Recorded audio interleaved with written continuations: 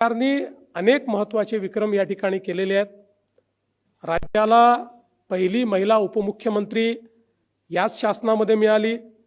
राज्याच्या पहिल्या मुख्य सचिव महिला मुख्य सचिव याच शासनाच्या काळात झाल्या। राज्याच्या पहिला पोलीस महासंचालक त्या तर आपल्या मंचावरच आहेत, ते या शासनाच्या काळात झाल्या। राज्याच्या पहिल्या महिला वनसंरक्षक प्रधान वनसंरक्षक या देखील या शासनाच्या काळामध्ये झाल्या।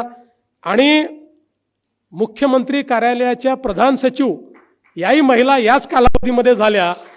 आणि मुंबई महानगरपालिकेच्या इतक्या 100-150 वर्षाच्या इतिहासातल्या पहिल्या महिला म्युनिसिपल कमिशनर या देखील याच शासनाच्या काळामध्ये झाल्या। त्यामुळे आणि माझा तर अनुभव असा आहे की महिला अधिकाऱ्यांवर जबाबदारी टाकली तर ती निश्चितपणे पूर्ण होते। आणि म्हणून तुम्ही बघा, माझ्याकडे जी खाती असतात त्याच्यात बहुतांश खात्यांमध्ये मी महिला अधिकारीच घेतो। आता माझ्याकडे गृह खातं आहे, गृह सचिव महिला आहेत। माझ्याकडे सामान्य प्रशासन आहे, त्याच्या सचिव प्रधान सचिव महिला आहेत।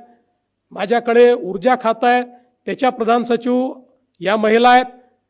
त्यामुळे मला असं वाटतं की खऱ्या अर्थानं माझा अनुभव आहे की अतिशय चांगल्या पद्धतीनं, कारण महिलांमध्ये उपजतच मल्टीटास्किंग हे तयार झालेलं असतं। इतक्या संघर्षातनं महिला या पुढे येत असतात की त्यातनं एखादी गोष्ट हाताळायची, एखादी गोष्ट मॅनेज करायची, या गोष्टी त्यांना त्या ठिकाणी उपजत माहिती असतात।